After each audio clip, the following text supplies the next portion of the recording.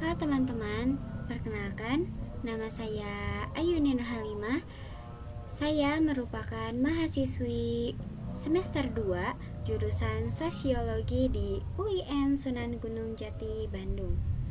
Di sini saya akan membahas materi mengenai urgensi integrasi nasional yang menjadi salah satu parameter persatuan dan kesatuan bangsa. Teman-teman, Indonesia merupakan negara yang mempunyai banyak keragaman yang sangat istimewa. Lalu, jika negara ini ingin menjadi integrasi nasional, yang berarti masyarakatnya pun harus ikut andil dalam menjaga persatuan dan kesatuan bangsa. Dan jika ini tidak terlaksana, maka tidak akan terwujud integrasi tersebut. Dengan demikian, di sini saya akan membahas mengenai bagaimana urgensi integrasi nasional sebagai salah satu parameter persatuan dan kesatuan bangsa. Sebelum saya membahas lebih dalam, terlebih dahulu saya akan memaparkan mengenai konsep dan urgensi integrasi nasional. Pertama-tama, apa itu definisi integrasi nasional? Teman-teman, definisi integrasi nasional dalam bahasa Inggrisnya yaitu national integration, yakni kata integration yang berarti kesempurnaan. Kata ini berasal dari bahasa Latin, yaitu integer, yang berarti utuh, sehingga dapat disimpulkan bahwa integrasi nasional adalah proses mencapai persatuan dan kesatuan dalam negeri, yakni dengan mengurangi perbedaan dan meningkatkan kesamaan agar menjadi negara yang utuh. Kemudian, teman-teman, setelah saya menjelaskan mengenai definisi, kemudian saya akan menjelaskan mengenai jenis-jenis integrasi nasional yang terbagi menjadi 3 bagian, yaitu yang pertama, integrasi politik, yang mana ini menyangkut 2 dimensi, yaitu pertama, dimensi vertikal yang berkaitan dengan hubungan elit dan massa, dan yang kedua yaitu dimensi horizontal yang berkaitan dengan masalah teritorial, baik antara suku, daerah, umat beragama, dan golongan masyarakat. Lalu, jenis yang kedua yaitu integrasi ekonomi, yakni terjadi jika saling ketergantungan, sehingga berusaha kerjasama untuk saling menguntungkan dan tidak menyulitkan antara kedua belah pihak. Adapun jenis yang terakhir yaitu yang ketiga, yakni integrasi sosial budaya, yaitu proses penyesuaian dari berbagai unsur yang berbeda kemudian menjadi satuan yang utuh. Lalu teman-teman, apa pentingnya integrasi nasional ini? Kenapa kita harus mempelajarinya? Yaitu karena integrasi nasional ini sangat penting, terutama pada negara yang baru merdeka, karena bisa menumbuhkan rasa kesatuan dan persatuan, sehingga meminimalisir terjadinya perpecahan ataupun ada suku yang ingin memisahkan diri. Hal ini didorong oleh faktor-faktor adanya integrasi nasional, yaitu adanya rasa senasib dan sepenanggungan karena faktor-faktor yang kelam, yakni di mana dulu Indonesia dijajah oleh Belanda dan menjadi masa lalu yang kelam, yakni faktor kedua yaitu adanya ideologi nasional, dan ideologi nasional Indonesia yaitu Pancasila, dan yang ketiga adalah sikap tekad, yakni ingin bersatu dan tidak membeda-bedakan. Kemudian setelah kita mengetahui adanya integrasi, ternyata integrasi ini mempunyai kebalikan, teman-teman, yaitu kebalikan integrasi adalah disintegrasi. Jika integrasi didefinisikan sebagai keterpaduan, maka disintegrasi ini yaitu kebalikannya, artinya ketidakpaduan. Dengan begitu, maka disintegrasi ini berasal ketidakpaduan, yakni apa itu disintegrasi nasional? Yaitu yang berarti ketidakpaduan antar golongan yang menyebabkan perpisahan. Pada awalnya, setiap negara mengharapkan terwujudnya integrasi, akan tetapi pada realitanya yang terjadi adalah disintegrasi ini, yaitu ada revolusi, perkelahian, bahkan perang. Lalu, mengapa integrasi nasional ini sangat diperlukan? Integrasi nasional ini sangat amat diperlukan karena untuk meminimalisir perbedaan dan bahkan bisa menciptakan persatuan dan kesatuan masyarakat dengan latar belakang yang berbeda. Setelah kita memahami mengenai integrasi nasional, kini saya akan membahas mengenai sumber historis, sosiologis, juga politiknya teman-teman. Yaitu yang pertama, perkembangan sejarah integrasi di Indonesia. Sejarah ini terbagi kepada 3 model, yaitu yang pertama, model integrasi Imperium Majapahit.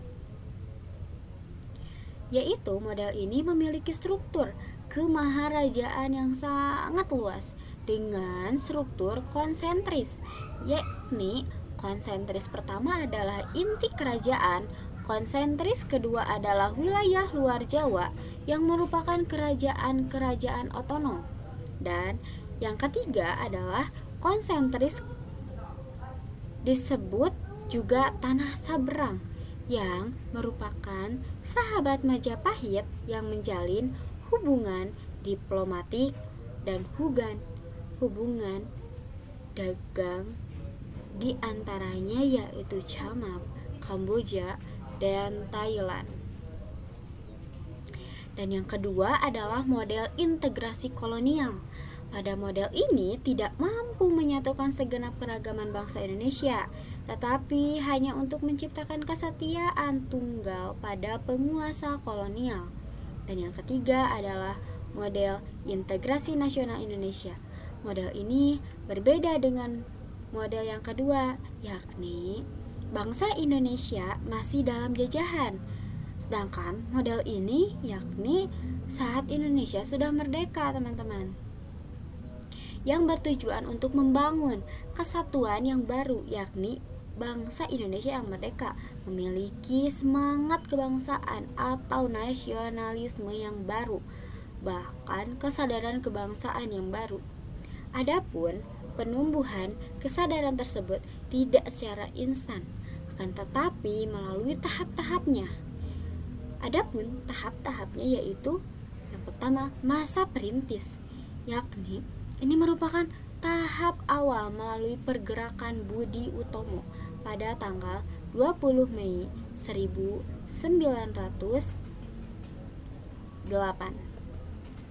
sehingga kelahiran beliau diperingati menjadi Hari Kebangkitan Nasional.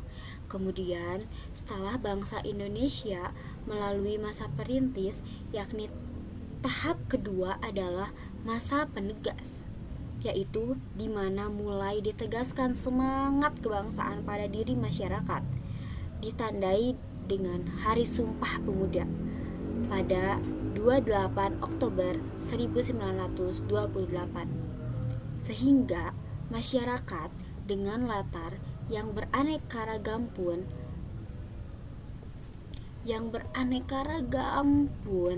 mengakui bahwa satu bangsa, satu tanah air, dan bahasa persatuannya adalah bahasa Indonesia.